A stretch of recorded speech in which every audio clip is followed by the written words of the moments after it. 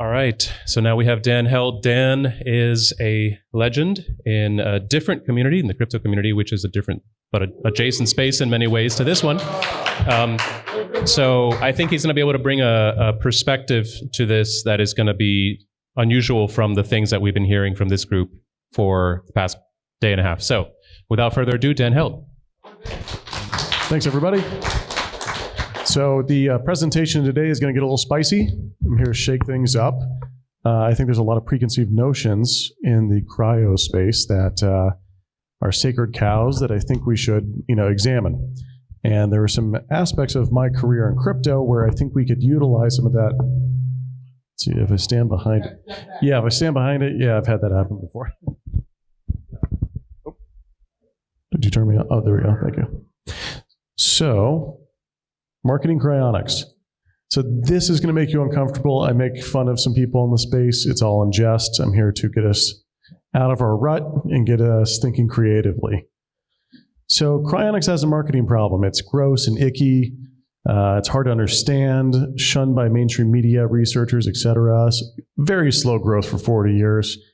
I actually joked earlier with someone in this crowd that if I plotted the membership numbers of all aggregate cryo members, I'm not sure if it actually outstrips the normal growth of the population.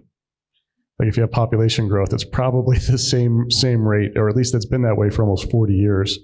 And there's been very little funding in this space. So about me, I've worked on one of the unsolvable problems, which is crypto, solves taxes. As Benjamin Franklin puts it, in this world, nothing can be said to be certain except for death and taxes. And so death to me is also a fun topic to explore with cryo. I've been 12 years in crypto since Bitcoin is worth about $8.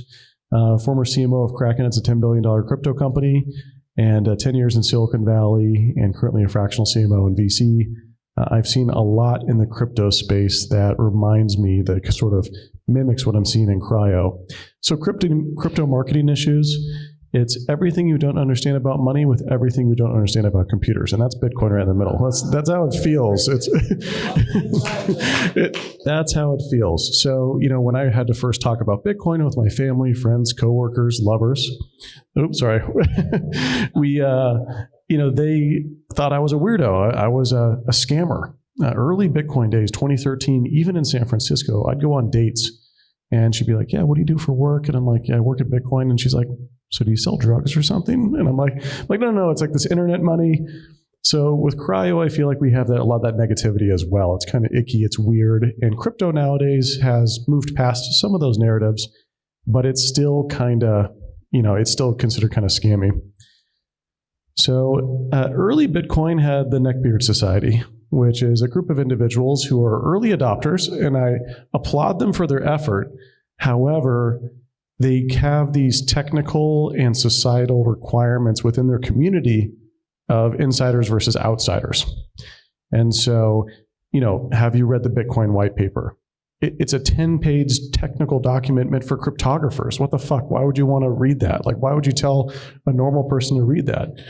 They're like, "Oh, I hand-built my computer and it's air-gapped, and that's where I store my Bitcoin."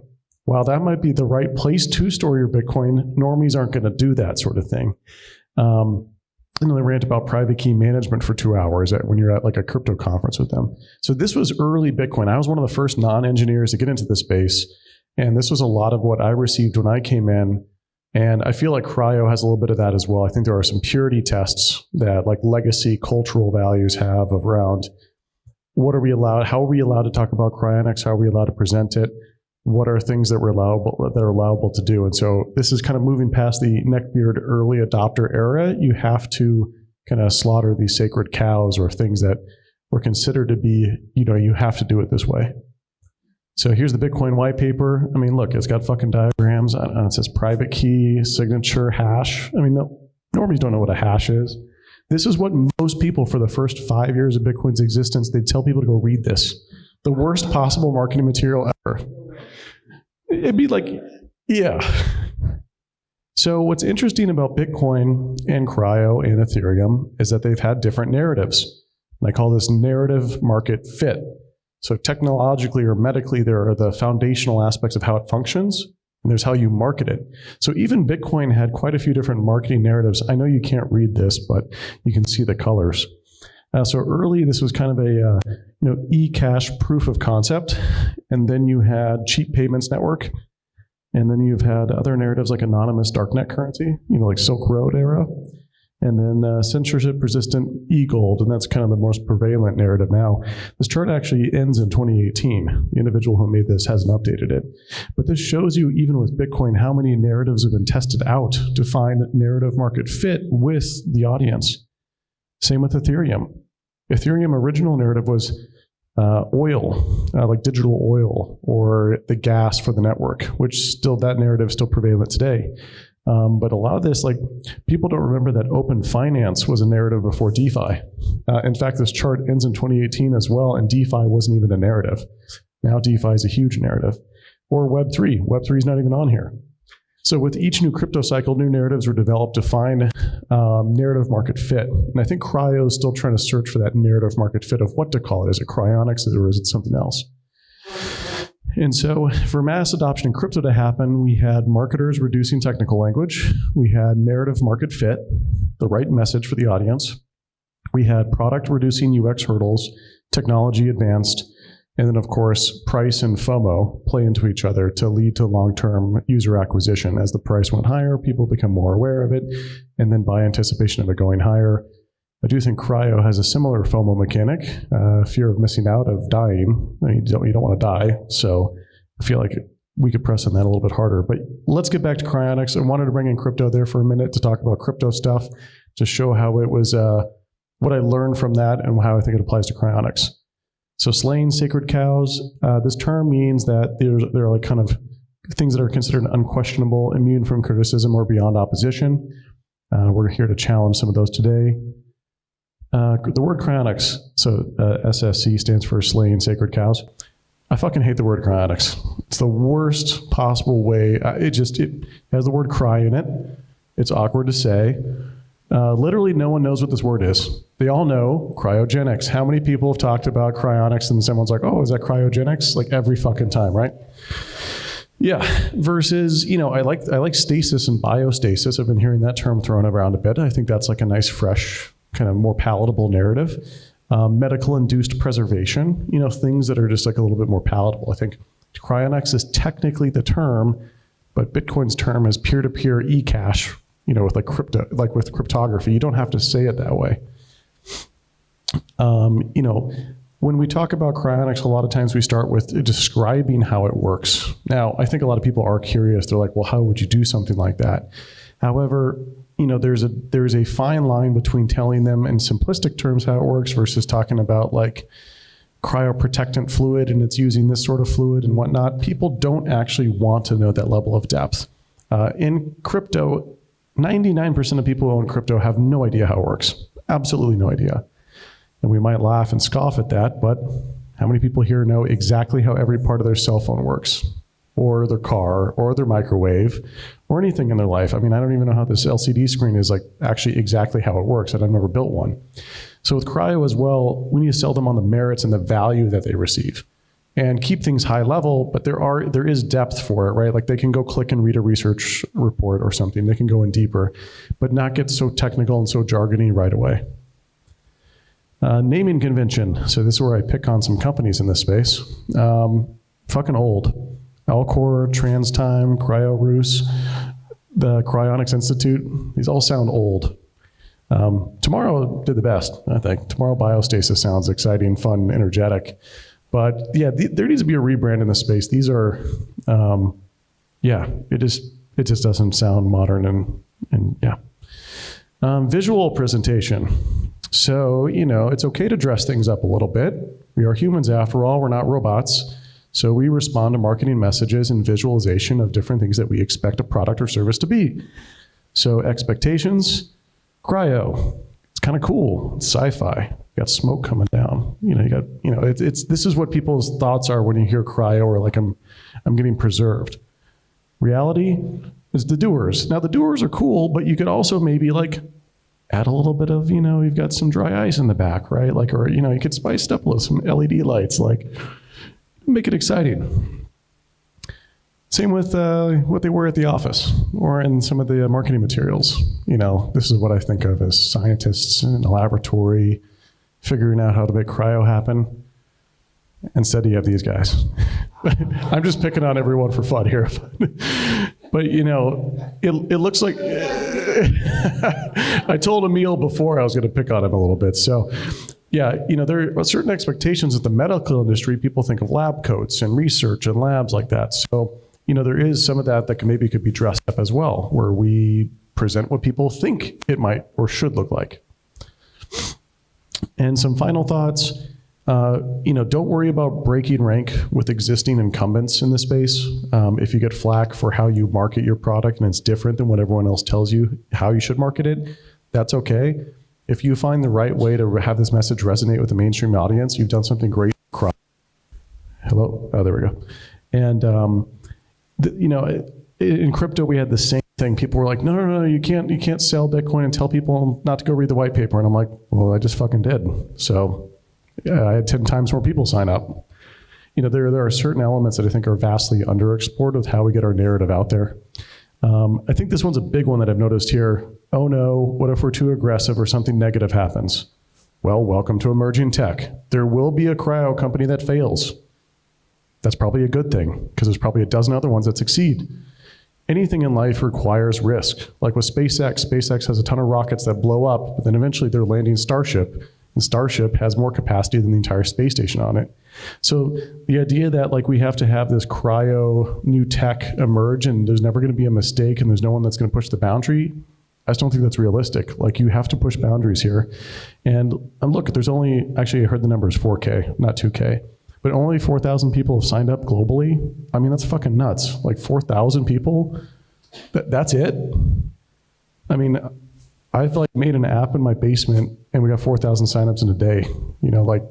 That's pretty crazy. I mean, that's wild. So what do you have to lose by pushing the marketing boundaries a little bit more? This industry is woefully behind where it should be. Even though a lot of people in here have done a lot of hard work, I'm trying to have this kind of be a wake-up call conversation on we can really, really move things and change things. And then also dress up the experience to make it feel a little bit more sci-fi, or maybe change the narrative, call it, and I've heard biostasis mentioned a couple of times. I really like that. I think it's kind of fun. It's a little bit edgier. It's a little bit more palatable, just easier to understand. So yeah, those are kind of my final thoughts. And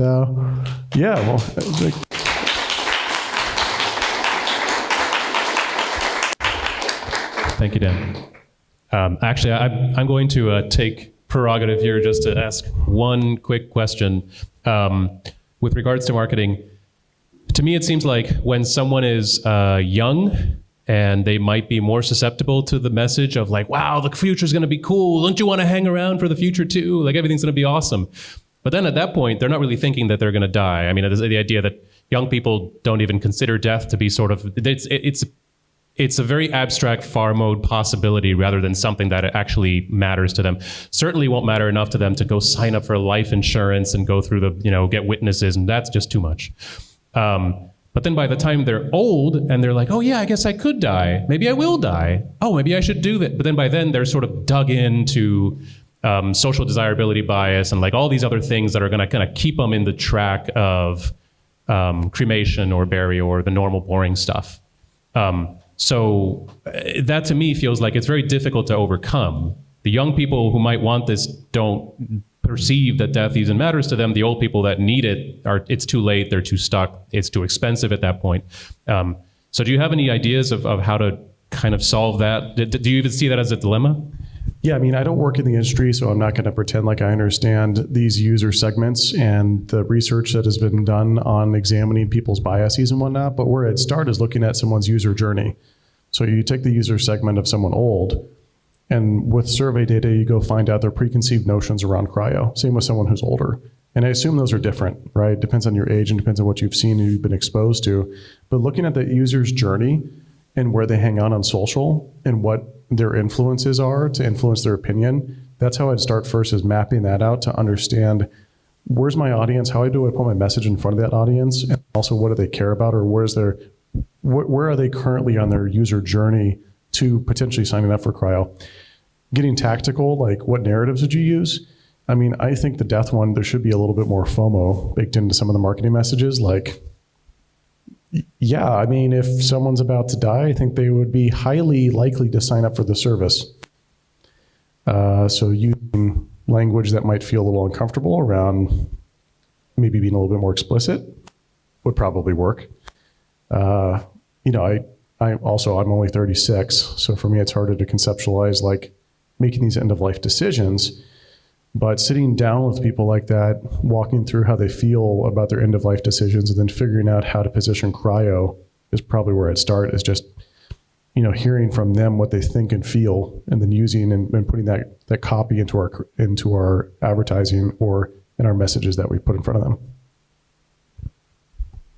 I really appreciate your presentation. I thought it was really funny, and I think that a lot of early cryonicists and early Bitcoiners have a lot of overlap. I did read the white paper of Bitcoin in 2012. When people told me to read the white paper, I actually thought it was a good idea, and I read it. I guess that makes me some kind of neckbeard, but I think you're technical and smart. That's what that means. yes. But I know that I'm an extreme minority. When I went to like Bitcoin meetups in 2013 to like set up a miner, I was the only woman and there's 40 men in the room, and I don't notice things, but like I noticed that time. So I really appreciate you pushing cryonicists to think about making their marketing message appeal to more people. But at the same time, if you had two options, which is to appeal to the mainstream or appeal to our core demographic, say you had like $500,000 to spend on getting as many people to sign up for cryonics as possible, should you just target 35-year-old men in computer science that are autistic, or would you try to like appeal to the mainstream? Like, I think the dollars per conversion unit would be better for just targeting your core demographic of just extreme nerds, because there's only 4,000 people signed up. Yeah. So it'll probably be cheaper to convert them. So There's probably millions of those. I think there's probably millions of autistic nerd 30-year-old males out there, so like even just advertising spend to that would grow the market tremendously. I think, while I'm talking about different ways we can position cryonics for mass palatability, I would still go spend my marketing dollars where it's most effective. But, even with those folks, there's millions of them and they're not signing up.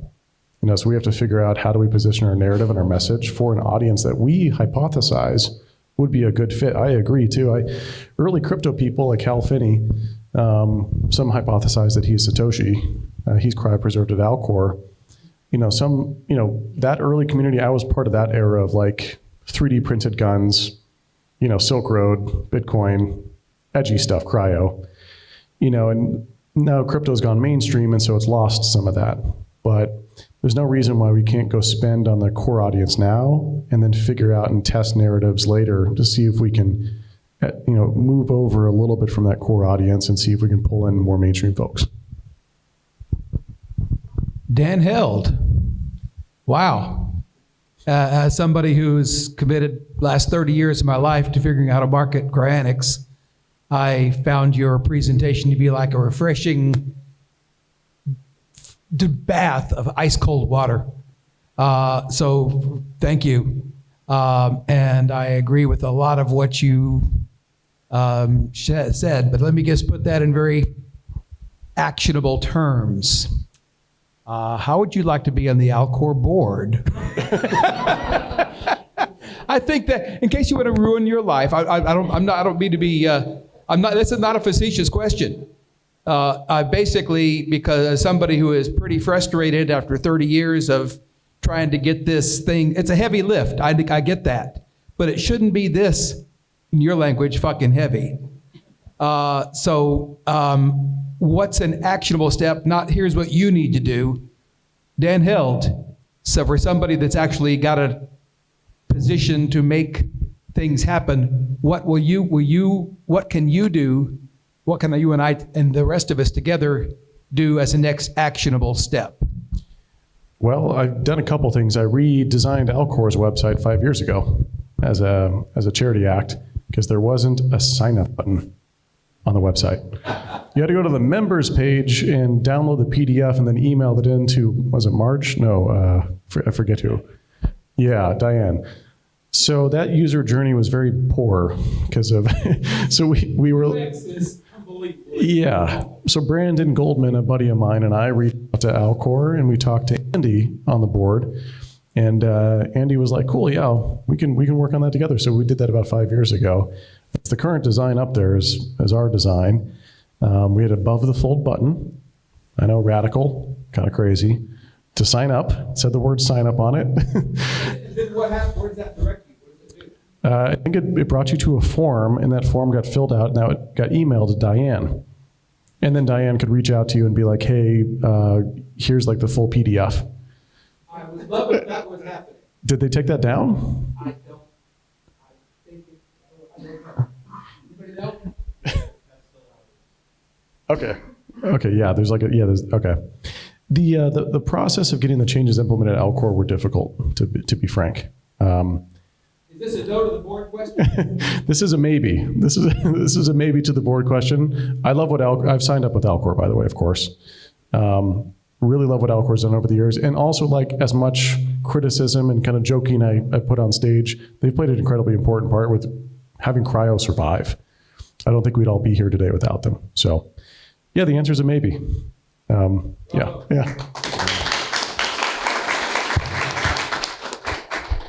I'm an economics professor, not a marketer, but my understanding is one of the usual ways to frame marketing analysis is starting with what's the value proposition and searching for different ways of framing that. But you didn't do that here. Is that because you don't like that, or you just don't know how to do it, or didn't want to do it, or what do you think? This is just a very introductory topic to cryo narratives. But can we do that here? Can we Sure. list a bunch of possible? I don't want to die. It's a pretty big value prop.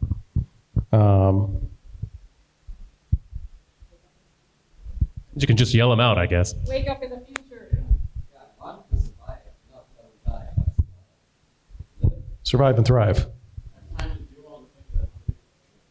You want to see the future. Oh, yes. Hodl Bitcoin? Is that what? You could hodl a really long time if you could cryo. I could hodl for 100 years, yeah. Your Bitcoin will be back when you come back. So I have a comment that's relevant to what you're asking. For a few years, up until a few years ago, I used to do a cryonics panel at DragonCon, sci-fi show in Atlanta, which has some 30-year-old autistic people, so it's overrepresented there. But at the end of the panel where we would discuss cryonics and take questions and so forth, we would ask the audience, okay, if you knew absolutely, we can't guarantee it works, but if it did work, and we guarantee that it worked, and it was free, by a show of hands, how many would sign up? And very few people would raise their hands. Knowing that with saying that it was free and it absolutely would work, you will not die. This will save your life. You will die if you don't do this. They still would not agree. Now, in later years, maybe 10 or 20% would, but it wasn't universal. So just the don't die by itself is not a selling point. I don't know why, but.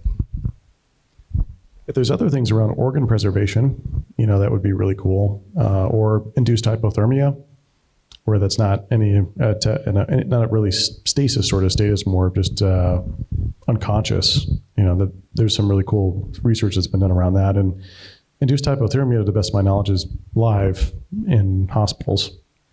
So we could anchor people's positioning with cryo to things that exist today. We could anchor cryo's positioning with things like sperm and eggs. Those are frozen. Well, I'm saying frozen as in like people's lay person's talk for it. It's like it works on a small scale. We're just trying to figure out how to make it work on a large scale, which is pretty true. So we can anchor it with things that work today. We have people's trust with that. But yeah, there's a lot to unpack here narrative-wise on this. There are layers of biological, societal, religious sort of layers to this as well that are pretty difficult. I remember having this conversation with my parents, and I think we've all probably had this, where they're like, well, why do you want to live forever? And I'm like, if your heart stopped, wouldn't you accept the paddles? And they're like, yeah, sure. And I'm like, well, that's 1 second. Why wouldn't you want to do it for 2 years or 10 years? I'm kind of going off on a tangent though. So Yeah. So the value proposition beyond the self reasons for you wanting cryonics personally, just for your loved ones not to rot or die or burn. So I think that is a huge value prop for me. Not wanting your loved ones to rot or burn. But answering to you, like why people like just not dying is not an enough sufficient position to see cryonics as valuable. Like I've heard somebody mention, like, most people just like find life difficult and hard, and like they don't really want to keep dealing with that, and they see the future as a very bleak proposition. It seems, sci-fi futures lately are all dystopian, right? There's very few utopian. So maybe changing the narrative around that might be a helpful way of marketing cryonics. Also, like, for example, what if cryo was part of your healthcare policy? Like when you get onboarded as a new employee, you've got your healthcare, you've got dental, there's also life insurance.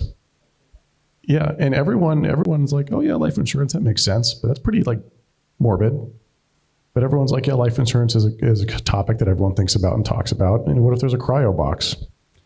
So I think it's also like marketing plus like, being able to insert cryo into the contextually relevant areas where people make these decisions, like starting with a new company or with their doctor. Like if doctors actually brought it up, that would of course be amazing. So great presentation today, maybe the best of the weekend actually. I work in tech myself, big crypto advocate. But in the traditional tech and software world, you go out and raise money from venture capitalists and use that for promotion and marketing. So in this, because Alcor especially is nonprofit, do you think it might be better to try and go and target wealthier folks to get them on board to sign up so that they can in turn donate money that can then be used to spend money on the marketing to go and get mass adoption? I'm just trying to think of what that funnel looks like to go from step 0 to step 1 to step 2, et cetera. Yeah, so it needs to be something called an Overton window shift. An Overton window is when things that were formerly unacceptable, a sacred cow to talk about, the window has shifted and now it's okay to talk about it. We actually saw this recently, if you notice, with Trump in Silicon Valley. I spent 10 years there, and if you wore a MAGA hat, you would be physically assaulted in San Francisco. I shit you not. Like, people who had a visceral reaction to it. The idea that top venture capitalists in Silicon Valley are Trump supporters now is a huge shift that I think the Democrats have massively miscalculated. Yeah.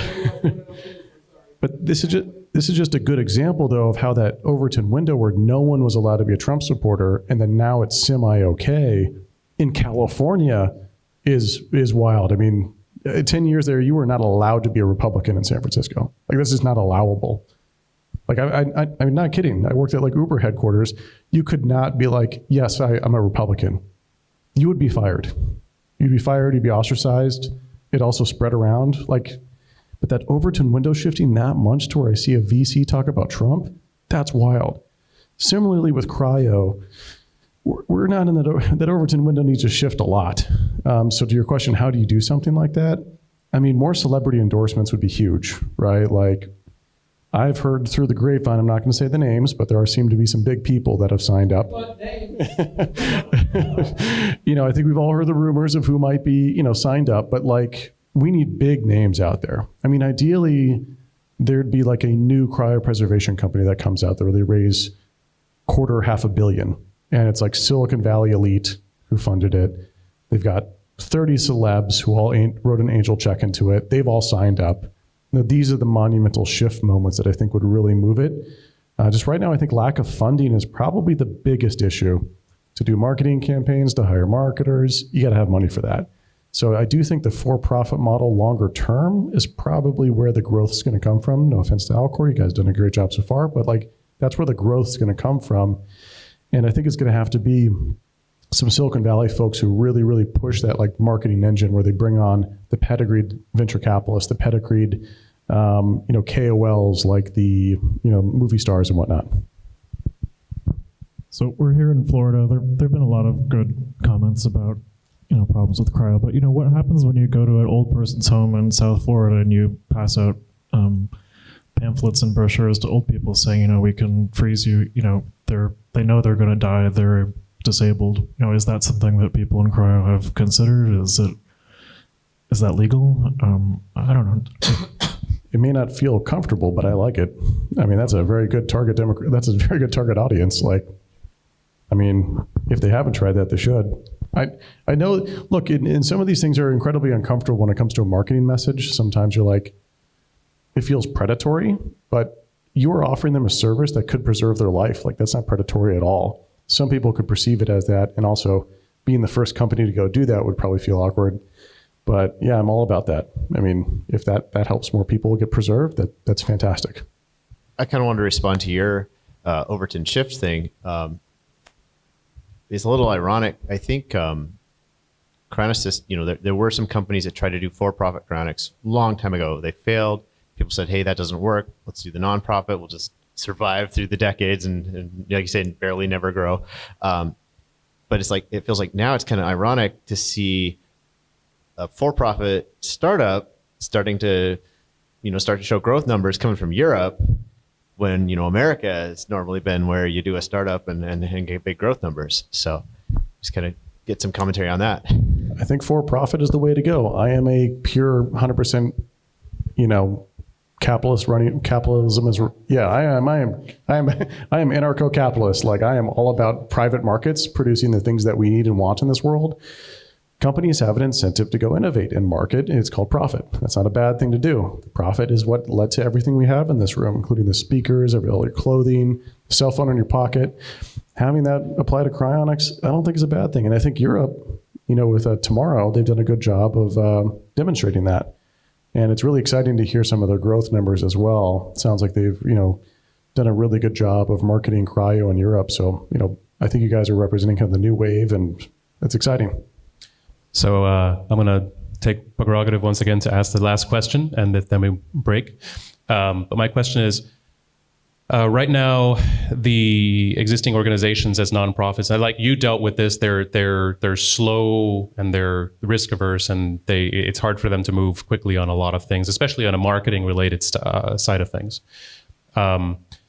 So in my opinion, it's good for us who are really interested in this to be like you have, to step up and just make it happen rather than necessarily waiting for the organizations to make it happen. I've proposed that one of the initiatives could be a public directory where we ask everybody who is willing to be public about their the fact that they're signed up to agree to be on that directory, and then we make it really nice with a good, beautiful photo, a story about why you're a cryonicist, etc. Do you think that could be useful, beneficial? It seems to me like low-hanging fruit, not too difficult to do. And if so, would you be willing to help make it happen? So that's called social validation. When I hear about a product or service, there's socially validated that my peers or someone famous is into it. So yeah, I'd love to help with that. I don't know if what I can do, but I'm happy to help. And maybe, with Alcor, maybe there's a cross-company thing. Okay, all right. Maybe there's a cross-company, collaboration that would work in terms of very low lift, but let's just share ideas, experiment, and share the experiment results of like how our message is resonating. I think that would be really cool. Cool. Thank you, Dan. Thank you very much. Thanks, everybody.